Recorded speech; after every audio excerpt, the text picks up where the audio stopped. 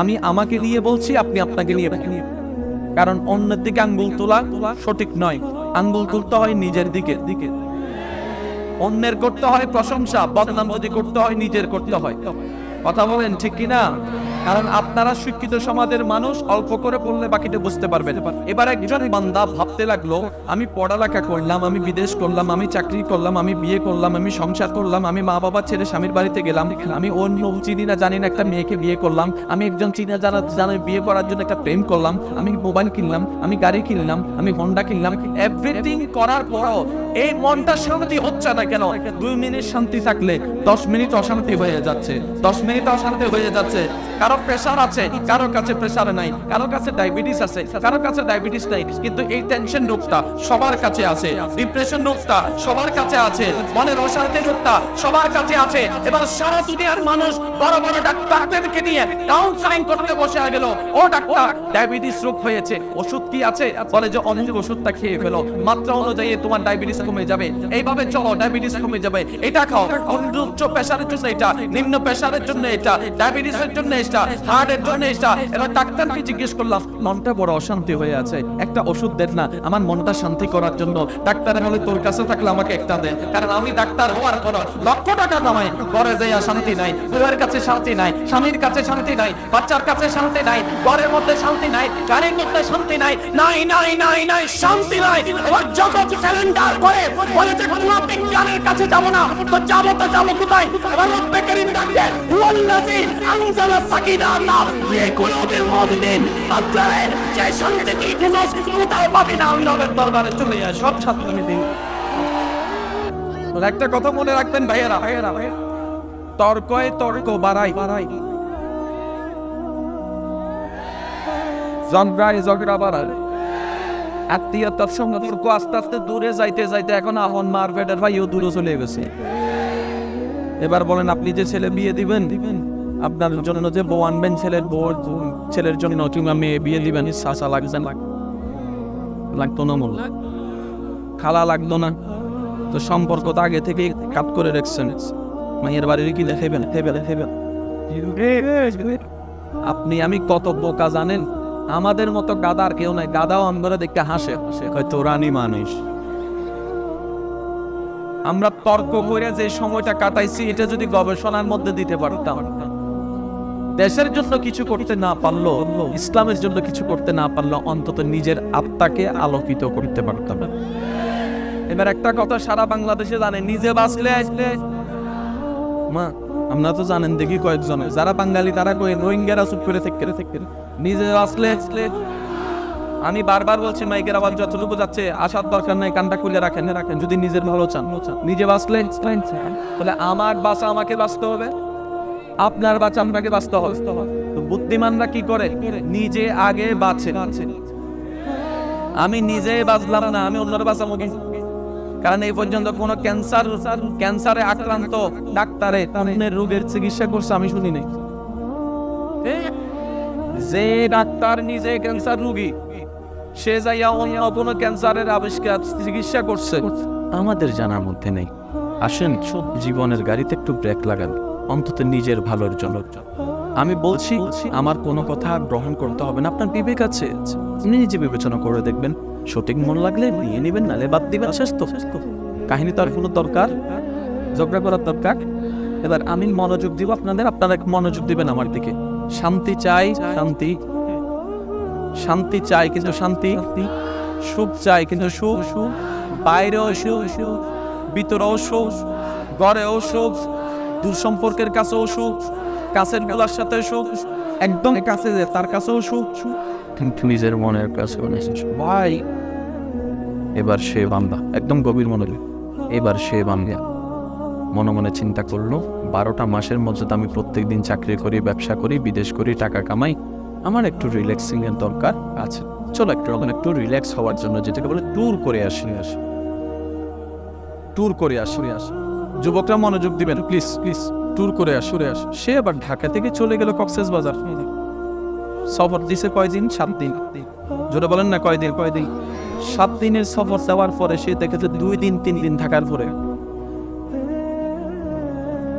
বুঝবেন জিনিসটা, 12 মাসের মধ্যে সে 7 দিন কক্সবাজার থাকতে পারছে না।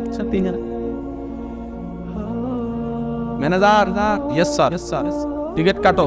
স্যার কই যাবেন? মাত্রই তো টিকিট কাটলাম কক্সবাজার, আপনি এখন কই যাবেন? কয় আমি এখন ইন্ডিয়া যাবো তাজমহল দেখতে। ভাল লাগে না তাজমহল দেখতে? তাজমহল দেখতে আধা ঘন্টা 3 ঘন্টা জানালো ছবি কয়েকটা তুইলা আর ভালা। আমি কি আপনাদের যেগুলো বলছি এগুলো কি মিলতেছে নাকি মিলতেছে না আপনারা বলেন?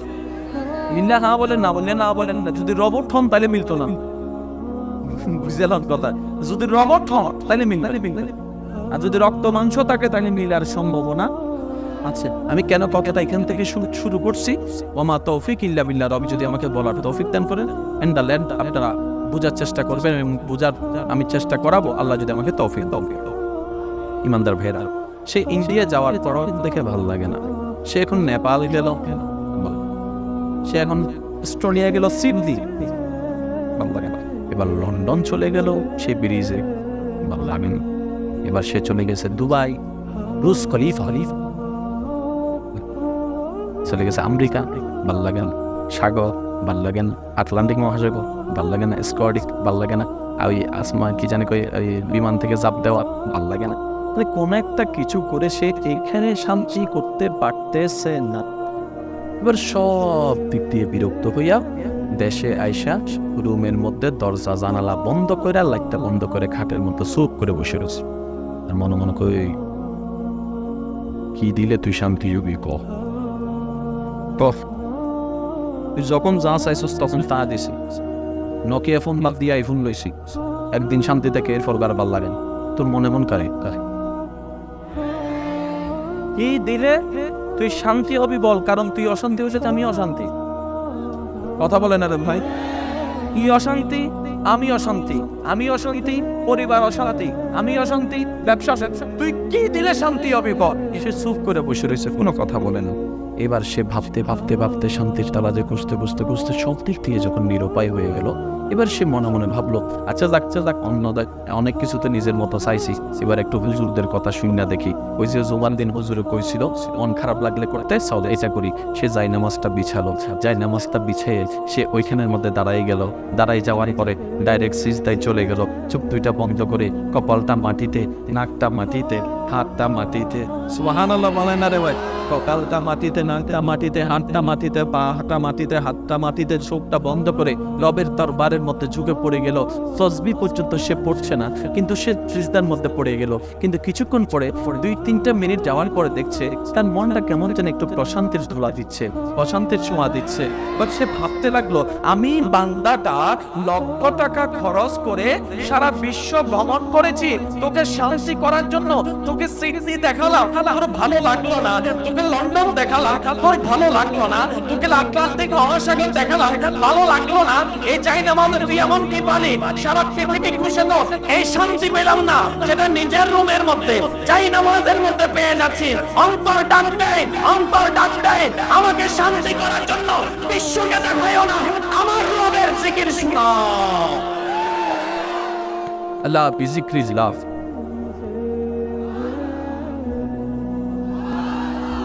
এবার আসেন পুরাম গোটা মিলে সব করছি, শান্তি নাই, রবের দরবারে মাথা ঝুঁকাই দিছি। তাহলে অন্তত নিজের শান্তি পাওয়ার জন্য হলো রবের দরবারে মাথা ঝুঁকানো ছাড়া আপনার আমাদের দ্বিতীয় কোনো পয়। এবার বলেন, নিজে বাঁচলে, নিজে বাঁচার জন্য ঝুঁকে লাগবে। আর একটু জোরে বলেন না। রবের দরবারে ঝুঁকা ছাড়া দ্বিতীয় ওয়ে, যেমন মরা ছাড়া দ্বিতীয় ওয়ে, কবরে যাওয়া ছাড়া দ্বিতীয় কোনো ওয়ে, হাসর ছাড়া দ্বিতীয় কোনো ওয়ে, মাহফিলে আসা ছাড়া দ্বিতীয় ওয়ে আছে, মাহফিলে আসা ছাড়া দ্বিতীয় ওয়ে, ঘরে না যাইয়া অন্য জায়গায় যাওয়ার ব্যবস্থা, কিন্তু কবরে যাওয়া ছাড়া ওয়ে নাই। এবার যখন বুদ্ধিমান বুঝতে পারলো এই জায়গায় আমি ঠেকা, আমার কোনো মত চলবে না, ইচ্ছা চলবে না, চাওয়া চলবে না, পাওয়া চলবে না, তাহলে আমাকে সে জায়গায় আগে থেকে প্রস্তুতি নিয়ে ফেলতে হবে। এবার আসেন, আমরা মানুষটা ইসলাম না মানলো ডাক্তার মানি, সত্যি কথা এটা আছে। মনে করেন ইসলামে যদি কোনো একটা ইসলামের বার্তাটা তো আপনাদের কাছে আলেমরাই পৌঁছায়, আলেমরা কিছু বললে হুজুর তো আছে, শুধু আমার পিছনে লাগছে। ঠিক আমাদের একটা মেন্টালিটি। দাদারে দেখতেছি সকালবেলা উঠা শহরের মধ্যে বেনিকেস কতগুলা লাগাই। আমি কেন বলবো, আপনারা বলেন না? আমি বাস্তবতার বাইরে একটা চুলও যায় না, একটা চুলও যায় না। ডাক্তার মশাই পারমিশন দিয়েছেন, পরামর্শ দিয়েছেন আমার দাদাকে সকালবেলা উঠতে ভোরে। আমি কই দাদা কি দেখো, ওই ডাক্তার কইছেন তারে এমন ভাবে দৌড়ান না। ডাক্তারে কই যে এমন ভাবে দৌড়াইতে কইছে ডাক্তারে যেমনি ঘাম বাইরে ঘাম। সৈয়দ মোকাররম বাড়ির এই বাংলা ওয়াজটা যদি তোমরাকে শুনতে ভালো লাগে তাহলে অবশ্যই ভিডিওটিকে লাইক করে দেবে, আর আমার চ্যানেলে যদি তোমরা নতুন হয়ে থাকো তাহলে চ্যানেলটিকে সাবস্ক্রাইব করে দেবে, আর পাশে থাকা নোটিফিকেশনটাও অল করে দেবে, কারণ আমরা যখনই ভিডিও আপলোড করব সবার আগে তোমাদের কাছে পৌঁছে যাবে।